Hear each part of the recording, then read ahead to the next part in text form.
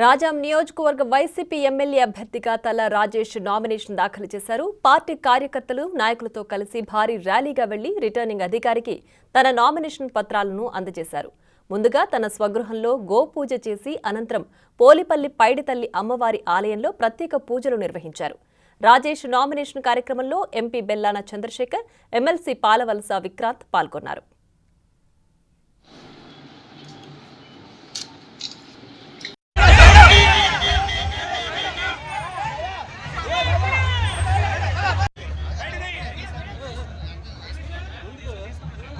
Muito